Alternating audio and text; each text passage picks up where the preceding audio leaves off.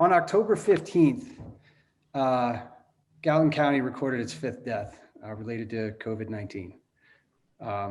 As of last Friday, the county had 271 active cases, and as of today, 15 hospitalizations.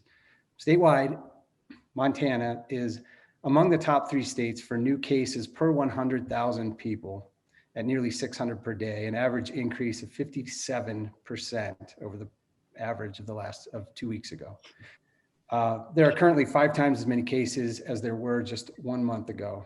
And there are 11 cases in Big Sky that were reported just last week. My guests tonight are both pillars of our community and are both deep in battle with a common enemy, COVID-19. Since last March, both Troy Nedved with Big Sky Resort and Matt Kelley with the County Health Department of Gallatin County have been bobbing and weaving in their own ways and seeking the best approaches to handling the coronavirus. Gentlemen, welcome back to the Big Sky virtual town hall. Thanks, Joe. Yeah, thanks, Joe. Thanks for having us. Absolutely. Matt, let's start with you. It's been 7 months since we began feeling the true impact of COVID-19 in Gallatin County. And now we're seeing a 3rd spike, as is the rest of the state. What are you attributing this to? You know, it's an interesting question. I was struck the other day when I was looking at some of the national numbers, and they were talking about the national surges. And when I looked at that, it really mirrored what we have been seeing in Gallatin County. And it made me think that because of the connections that we have to the rest of the world, whether that's through MSU and the university, or the really diverse economy we have, or the being a tourist destination, whether that's Big Sky or Yellowstone or the trout streams, whatever the case may be, I think that we're connected to the outside world maybe in a way that no other place in Montana is. And so we're feeling many of the same things. We had done a pretty good job prior to this most recent surge in keeping our numbers low. And I think that was attributable to a number of things. We have pretty good adherence to the mask usage. We really are working collaboratively to try and reduce the number of big events and those kinds of things. But when you look out over the landscape around us, whether it's in Billings or Great Falls or Kalispell, when you look at the Dakotas right now have the highest rate of COVID cases in the country, not the highest number, but the highest rate per population. Idaho's got a lot of cases. Utah's got some problems, and Wyoming is surging right now. I've kind of likened it to, the sandbags during a flood. And at some point in time, the water comes over the top. You just can't keep it out forever. And I think that's what's been going on. Mm-hmm. Yeah. Well, it's concerning on a number of levels. I wanted to ask you, just looking at the trend since last March, it appears that we're seeing a spike approximately every 3 months. I mean, early to mid-April, mid-July, mid-October. Is there anything to this trend in your mind? Again, I think the initial surge was related to the fact that we're very much part of the world here in Gallatin County. The second one in July happened almost exactly right after the 4th of July. I think we had gotten through a pretty significant surge initially, had come through, and maybe there was a sense of we're through this.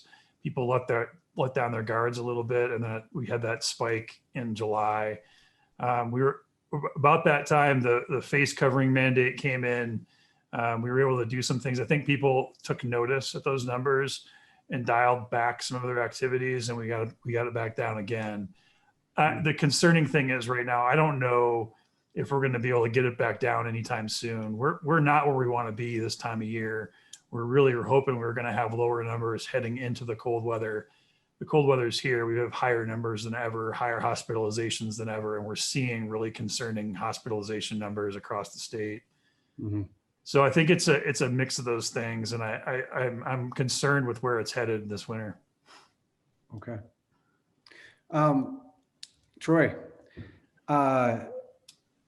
your first year as GM at Big Sky Resort, what trends have you and the Big Sky Resort team seen over the past 7 months? And what was summer like from an operations standpoint? Yeah, trends. It's certainly a dynamic situation. One of the trends that we experienced this summer is that there clearly is some pent up demand for people to want to get outside and Mm. uh, get out in the fresh air and have fun. Boy, biking was ever so popular. A lot of things surprised us. Golf, again, not just Big Sky, but throughout the country was extremely popular. And again, goes along with that idea of people just wanting to get outside and stretch their legs and do all the things that we're used to doing. But those are some trends that we experienced. Um, Also, some variations to just a different type of travel, a destination traveler, and changed a bit. Obviously, people's willingness to fly is a little different than it once was before March. So, Yeah, yeah, a lot of obvious stuff there, but a couple of surprises here and there too.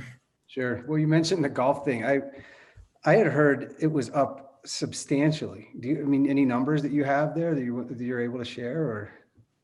Yeah, boy, depends on how you look at it, but it's substantial is a fair way to look to look at it. It was undoubtedly a record for us at the Big Sky Golf Course, and seemed to be consistent throughout. Just selling out throughout the summer. Yeah, well, it just does go to the show, people, really needing to get outside this summer and having the opportunity to do it in a place like Big Sky is, it's an opportunity second to none, especially times like these. Um, you know, Troy, Big Sky Resort, you guys had made some significant operational adjustments for this coming winter in dealing with COVID. Tell us about some of those. Yeah, it's certainly different than we're used to. But similar to our summer plan, it was all about getting open and stay open, and that again is the basis and our goal for this winter's plan. But how do you do that safely in such a dynamic situation? You guys just discussed how quickly it's changing with really no identifiable patterns. So fortunately for us, there's a lot of folks that are doing a lot of great work in the industry. The NSAA has created a pandemic playbook for us. And on top of that, both our state and local health officials have given us a lot of guidance throughout. It's a constant conversation back and forth with our operations and trying to find ways to get it right. Mhm. Hmm. What, going into a little bit more into specifics, what adjustments have you guys made specifically in terms of, whether it's distancing or face coverings or lift lines, that type of thing? Yeah. You'll see a lot of patterns throughout the industry as to how people are planning for this winter. We're taking a bit of a hybrid approach to what we're doing, and the main reasoning behind it is Big Sky Resort is different than many of our other comp set. We have a lot of acreage to work with, and for all of you that ski here know that that means a lot of elbow room. So we've been developing a plan that is ultimately playing on our strengths and hopefully mitigating our weaknesses within that. You asked the specifics. I mean, this is nothing unique to us. This is what we're all saying, which is if you're sick or been exposed, you need to stay home, just out of respect for everyone else. And then facial coverings. You heard Matt reference it just a little bit ago, and it's the anchor point to our plan. It's not the key piece, but it's a big one to our plan. Our communities embrace the use of masks, and so is the resort. I think it's essential to our winter operations. And then lastly, the social distancing piece. Again, it's not unique to us, but giving people proper space everywhere you can. Our our normal operations of lift lines, of food, of bathrooms, all of these things, we just have to look at it differently. And we've really broken down every activity at the resort, identified places in which we can realistically make changes and keep people safer, minimizing exposure. So again, facial coverings is absolute key to our program. And is that sort of everywhere at all times? Is that, all guests, all employees? Is that, yeah. That so it's all guests, all employees. It is everywhere where you cannot safely social distance and easily safely social distance.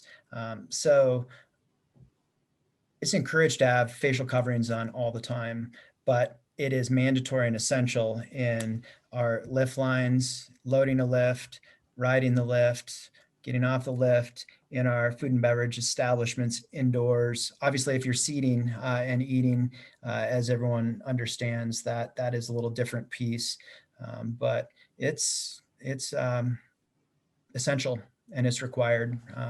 And we're going to do our best to communicate that. Obviously, it's becoming a norm throughout that everyone gets that in most travels, that's an expectation, but we want to make sure that no one is surprised. It's a collaborative effort and we all need to own that responsibility. Sure thing. Sure thing. Well, Troy, I know you and the team with Boyne and Big Sky Resort have worked so hard to figure out what that plan is and been working on it for a long time. How did you go about forming that plan? I mean, I'm sure you were talking to other resorts, other mountains and in touch with them. I was just curious sort of if you could go into just a little about what it looked like to put that comprehensive plan together. Yeah, it was really nice to see that everyone in the industry got together. It wasn't a competition, but it was, hey, let's get together. Let's figure out plans that make sense. We're all in this together. They learned a lot from ski areas in South America and the Southern hemispheres this last summer, and figured out a lot of things that do and do not work, and created kind of best practices that they've been suggesting throughout. And again, for us, we're a bit different in Montana. We're a bit different in Big Sky, in the space and elbow room that we have to work with. So we created a plan with all of the resources available to us that seemed to make sense specific to us at Big Sky, specific to our community, that made sense for this winter. Mm-hmm.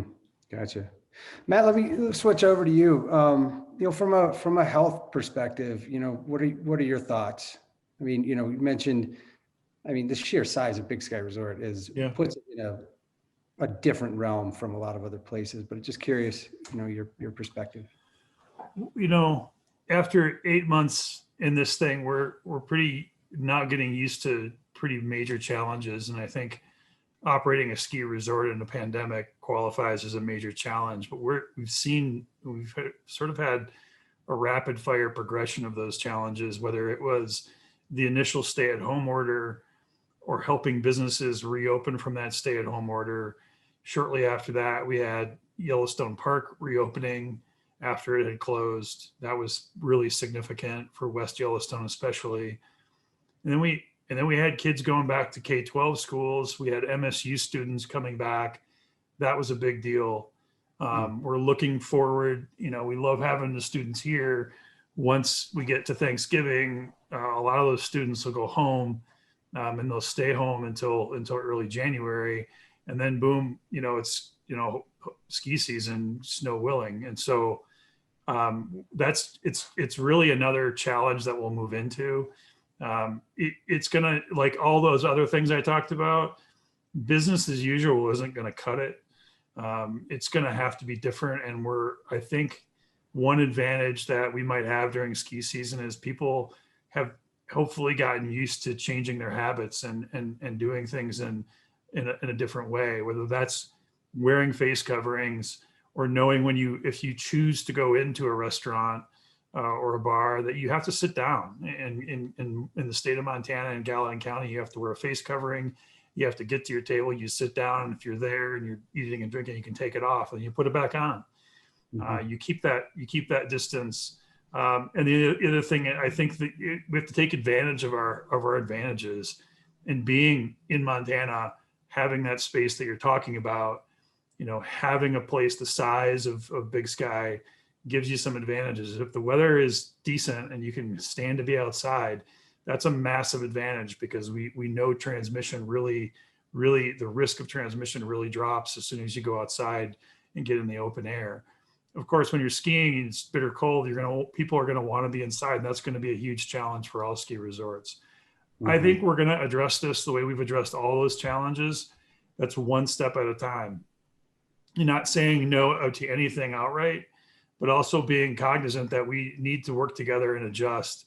And I'm really hopeful that we can continue to work together, because, I think that's where we've really fallen down as a country, and maybe even as a state sometimes, is when we stop working together and we start pointing fingers at each other. So that's going to be my focus.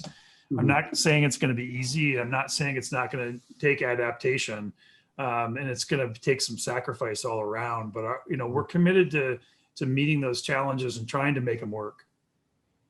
Yeah. No, thanks for that. I think the teamwork component of things seems important on a number of different levels. Matt, quickly, what's your biggest worry that you have kind of going into fall right now and leading into winter? I think you can I have worries in a number of different realms. Short term, I'm looking at Halloween, and I'm looking at what I know tends to happen, especially in younger age categories, where we're seeing really significant disease transmission on Halloween, and those parties that happen. I get asked a lot about trick or treat, and I want people to be careful trick or treating. I think the parties are the place where we have the most risk, and so to the extent that we can convince people not to do that, we can convince people that to maybe this is not the year to have the big Halloween bash. This is not the year to have people filing through haunted houses and closed settings. We take a step back from that this year in order to be able to do other things down the road. Medium term, I'm pretty worried about where our case numbers are right now, and I'm pretty worried about where our hospitalizations are right now, especially in relation to what we're seeing happening in Billings and Great Falls. We're at the cusp of cold and flu season, and that's going to make everything much more difficult to figure out who has COVID and who doesn't. It's probably going to get more cases because more people are going to be getting tested, just because they're going to have the crud. And so we're gonna need to work through that. That's a pretty big worry, making sure our testing system is capable of sustaining us through that period of time. And then looking out longer term, I'm hopeful that a big challenge that we're going to have in the 5 or 6 months ahead is that we'll have a vaccine to begin to distribute. And so we're already thinking about ways that we can get that vaccine. When it first comes, it'll probably be fairly limited to people in critical roles, or who have really underlying health conditions, older folks, long-term care facilities. And so that's my I want to call it a longer term concern, is that as we move into the spring and summer, that we have systems in place where we can really, as soon as we get doses of vaccine, we can get it out there, and we can get into people who want to take it. Well, just to elaborate just quickly on that, Matt, the state health department from Montana announced this afternoon that it's submitted its vaccine plan to the CDC. What insight can you give us on that plan, and when might we see that vaccine in Montana? Well, I just know what I read. I don't have any inside information into what the vaccine manufacturers are doing. In reading what's out there and hearing what's out there, I think there's a reasonable hope early in 2021 we'll have the first doses of the vaccine, probably in what they call an emergency use authorization. So using it probably directed toward nursing homes, long-term care facilities, those places where we tend to have the most mortality. And then as we move through the spring, hopefully it will expand. One thing to know about local health departments, ever since the smallpox scare, the sort of some of the bio terrorism scares back in the late 90s and early 2000s, local health departments have been practicing what's called points of distribution. The point of distribution is we can go and we have places set up all over the county where we can set down basically a system and move people through that point of distribution, whether that's a shot or whether we're trying to get somebody antibiotics. We've been practicing that for a long period of time. The other thing to know is we won't give most of the shots. Most of the shots are going to go out to healthcare providers. We'll push them out, and they'll be for those of you who lived through H1N1, probably something fairly similar to that, where local health departments and state health departments will be given sort of a prioritization. Maybe at the beginning it'll be people over the age of 70. Maybe at the very beginning it'll be pushed into nursing homes for staff and people who live there, and then expanding out of that, depending on what people's risk factors are. I can tell you that we're looking forward to it. We're looking forward to going on the offensive on this with this virus. Yeah. And I'm hoping it'll be a change, but I would be cautious. I mean, I don't think that the moment that the vaccine is approved, our problems are over. We probably have a good year or 2 or 3 to get through that process, but it will, I think, be a psychological help, and it will help us protect and cocoon some of those places that are the most vulnerable, which will take some pressure off of everybody else. I hope. Nothing is certain right now, but the data that's out there seems to indicate that we'll have at least one and maybe multiple vaccines, which will make it more complicated as we move into 2021. Sure. Well, that's, it is nice to have some sense of a light at the end of the tunnel, Yeah, that light at the end of the tunnel. I think we've been going for so long, not really being able to visualize when this could end. And I think, we have to be careful. This isn't going to end instantaneously, but just, I think, being able to have some idea that there's something at the end of this, it's helpful to me anyway. I hope it's helpful to others as well. Oh, I think so. Absolutely. I mean, it's one thing that we can all hope for. Well, gentlemen, if 2020 was anything, it's been challenging to say the absolute least. I'd like to ask you both this question. What has been the most complicated, the most difficult component of your job in 2020? Troy, let's start with you.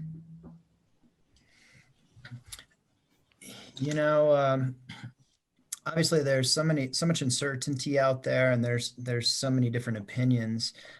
That's obviously, that's not just around here, but it's throughout our country. I think the more challenging for us has been really managing our labor force in this situation. We're being asked to do things that go against our instincts of being social, of gathering, of all the things that many people do. It's whether it's youth or not, and trying to curb that behavior through all kinds of different age groups for a common outcome. This summer, again, it was about getting open and staying open, and working with Matt's teams on contact tracing and trying to do the right thing with all that was extremely complex. Sometimes it felt like you're doing all the right things, and sometimes it felt like you're doing all the wrong things, but it's an absolute learning process.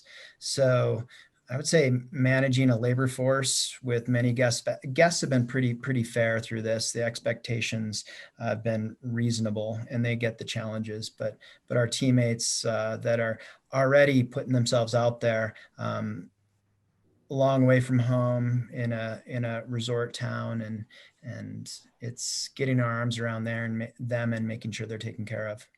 Gotcha. Yeah. Oh, well, thanks for that. Matt, biggest challenge in this very, very special 2020? Well, it's not that, it's the damn virus itself. I mean, the virus is just insidious. It spreads before people, it can spread before people have symptoms. It affects people very differentially. A lot of people will have pretty mild symptoms and feel like they had nothing but a cold. Mm. other people will end up in the ICU. And it's not just about age, it's about a number of different things. And then we're learning every day the different types of long-term effects that we're seeing, whether that's, heart damage, cardiac damage that we're seeing in some younger people, younger athletes that may heal itself, may not. Whether we're talking about some of the sort of arterial problems with blood clotting and strokes that we're seeing out there, to just sort of long-term chronic, what they call brain fog that's out there, to weird stuff like, COVID toe and losing your taste and smell. I mean, this is a bizarre virus, and we're just learning about it, and that makes it very difficult to communicate on it. It makes it people uncertain. It makes people impatient. We're used to, in health, with cancer, with the common cold, with influenza, they've been with us for so long. We take for granted that we kind of know a lot about these diseases. This is a disease we're just getting to know, and that's really, really been challenging.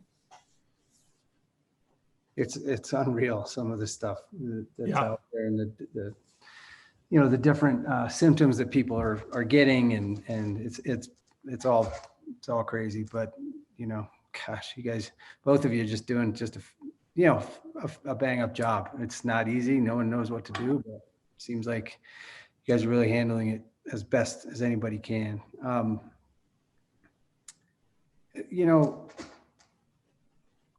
We're really all in this together. How can we, Big Sky Resort, locals, guests, into Gallatin County, even Montana, how do we, Troy, you mentioned get open and stay open. How do we do that safely? What is the role that we all need to play here?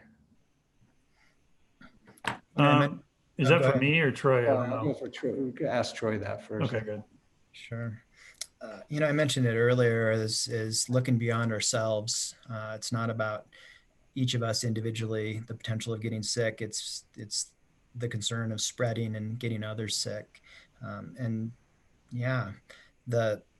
It's a collaborative effort throughout to do things that we typically would not do to get us all through this safely. We're social creatures, and we want to ski. We want to get out and get outside, riding a lift, loading a lift, close proximity, all those types of things that we're going to have to all resist some of those temptations and give each other a little space, calm down, and look at the bigger picture to get us through. Yeah, absolutely. Matt, same question, how are we kind of in this together, and what can we all do? Well, I think what Troy said about human beings, every impulse in us, for most of us, pulls us together. We have a need to be together. We're social people. And that when you're in this situation, that's sort of anathema to what you do to limit disease spread. And so even though we have to be physically apart, it's going to help us defeat the virus. I think it's really important and critical that we find ways to deal with this together. And going back to late March, the first press conference we had in Gallatin County, it was the day we got our first case. We didn't even know we were going to get the case that day. But one of the things I said is we need to treat each other with respect and dignity and kindness and grace. And I think we need to keep doing that. And we're making sacrifices for one another. I think that's becoming more and more difficult the closer we get to Election Day. It's getting more tense. There's just a lot out there. One thing I would ask everybody is to listen, to make sure that they're giving their neighbors the benefit of the doubt, and to think about doing things that are a sacrifice for those around us, whether that's putting on a face covering or skipping that event that might be a tradition, but would help us limit the transmission of the disease, or just finding a way to ski without packing into a lodge, and maybe finding a way to eat lunch on a nice day out on the slope rather than going into the lodge. Those little decisions that we make, not just for ourselves, but for the people around us, for the businesses that we're trying to support, having some grace and some patience and trying to see things from other people's point of view, I think is going to be really critical. And if there was one thing I could wish for right now, it would be that. Yeah, absolutely, for sure. Let me just ask one last question on this, on the COVID kind of topic. I mean, it's sort of dominating everything, and it's dominating part of this interview, but I do think this is important. Matt, hospitalizations are up. There were 15 reported today, up from 10 on Friday. What does capacity look like right now? And, with Yellowstone and Gallatin counties, as I understand it, there's an agreement of sorts with patient sort of, overflow. How does that work? And are any of these 5 new patients from Billings and Yellowstone County? I can't answer that last question definitively. I don't think so. I think we're seeing more cases here in long-term care facilities that are probably creating a lot of those cases. We're also finding some cases in people who are going in for operations and that kind of thing. Mm. What we're seeing happening in Billings and what I'm hearing is happening in Billings is things like, their intensive care rooms, they're now doubling up on their intensive care rooms because they're running out of space. Mm-hmm. They're converting offices into what's called med surg rooms. So for people who are on the medical or surgery floor, they're converting offices into rooms. They're doing diversions to long-term care facilities. They're activating their surge plans. These are signs of a system in crisis. These are signs of a system that's being pushed to the brink of its capacity. The CEO of the big hospital system up in Great Falls last week said, we are in the middle of a public health crisis, and this is not sustainable long term. What that means for us in Bozeman, we have the hospital in Bozeman has about 20 critical care beds.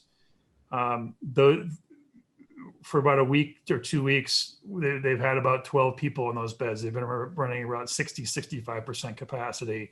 That's pretty good. I mean, that's where we want it to be, where we want it to stay.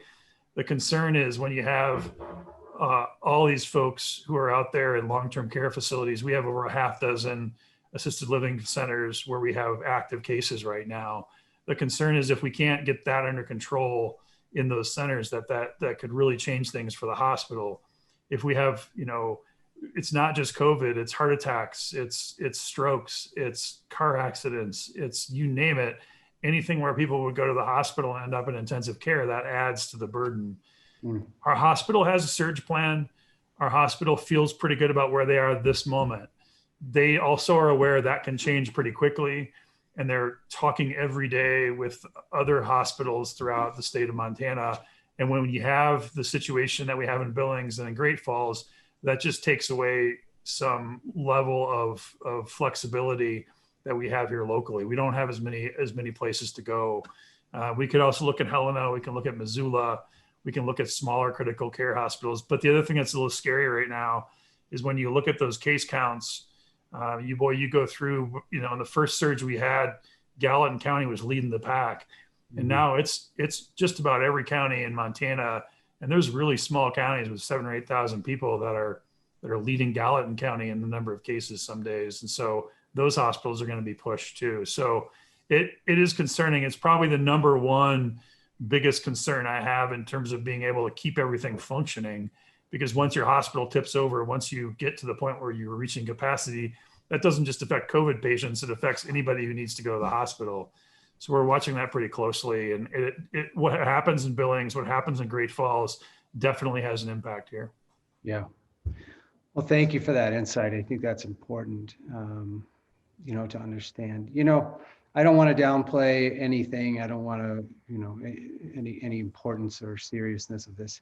But, as they say, it's not all bad.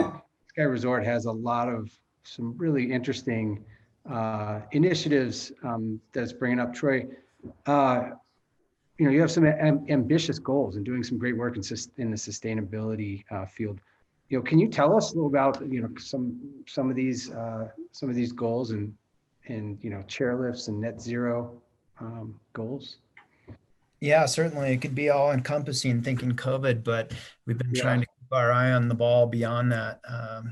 It's easy to set some of those initiatives aside, but we've chosen not to.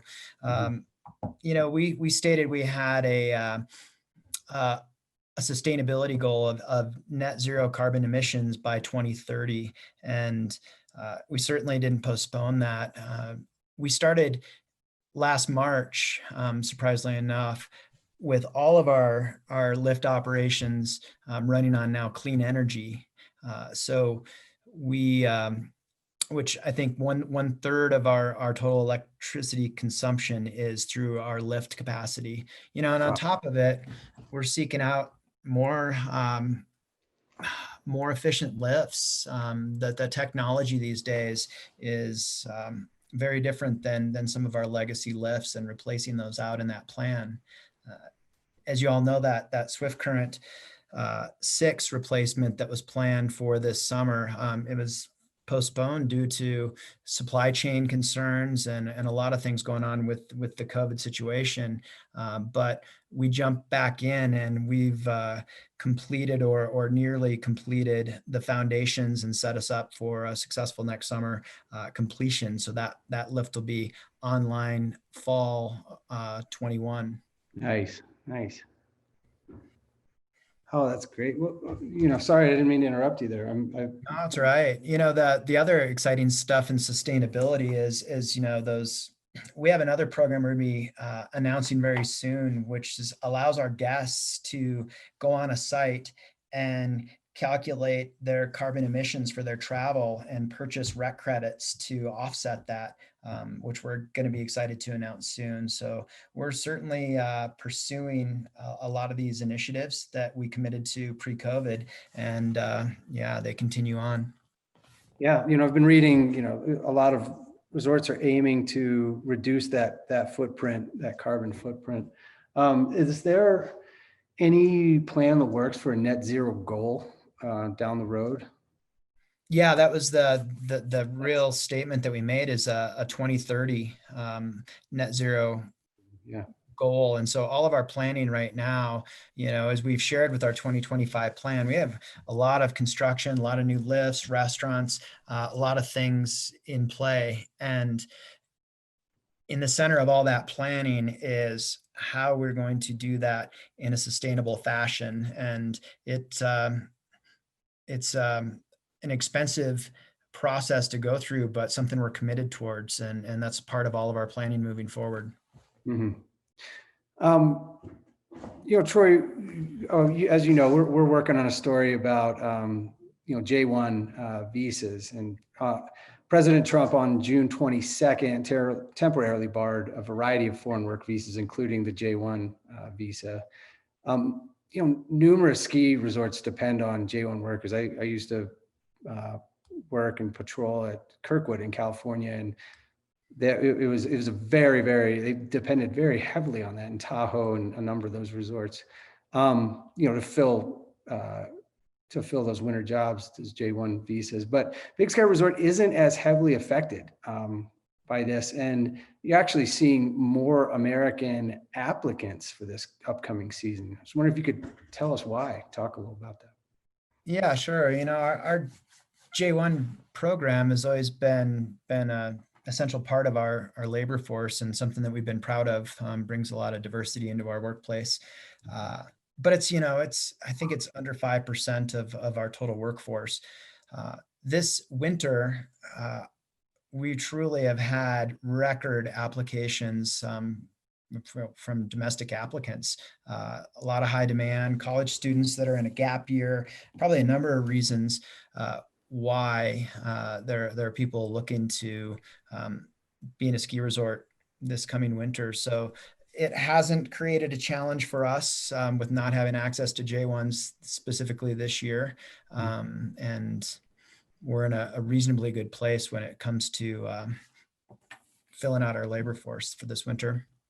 Gotcha. Well, that's good to hear. It's interesting that, the sort of irony in it, a pandemic affecting this workforce, effectively taking away certain components of that workforce for some resorts, and then at the same time filling it, because students are taking a lot of college students are taking that year off and coming out to see what ski resort work is like. Yeah, I wouldn't have anticipated that turn of events, but that's probably a fair description. Sure. Lastly, you guys are both, longtime skiers. This is in a La Nina year. What are you most looking forward to this winter? Matt, let's start with you.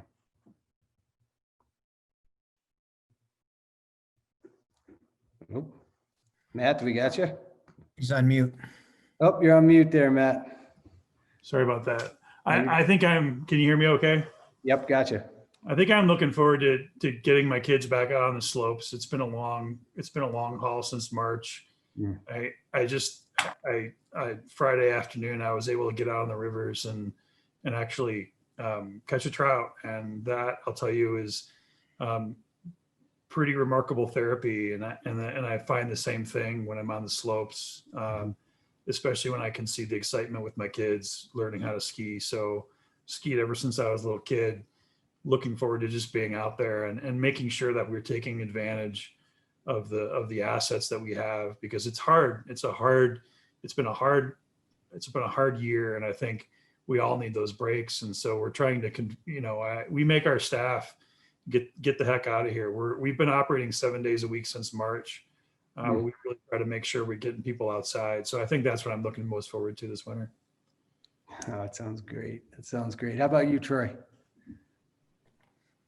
Yeah, Matt, referenced it's part of our lifestyle around here. It's our therapy. And I know our season pass sales have been strong this past summer and shows that pent up demand for people, how important skiing is to their lives here. Closing on March 15th last year was quite a somber way to finish the season, and still, shocked so many of us. It was the right thing to do, undoubtedly so. But I look forward to getting back out on the mountain and skiing, fresh air, and it feels like you're out in the backcountry sometimes around here. I'm excited to say that, you mentioned La Nina, which is usually a pretty favorable thing for us in this region. We have had a few successful snowmaking nights already, which we're excited to announce and share. And looks like we have some favorable weather coming our way in the next few days. So that's all good news for this winter. Everyone's trying to keep a positive attitude and keep that lighthearted goal in mind that it's skiing, and hopefully everyone takes that attitude into this winter, that this is just a bonus and it's one of those things that keeps us sane. Yeah, no doubt. I for one, I'm looking forward to some turns with you guys. Gentlemen, thank you really for your time this evening. Really appreciate it.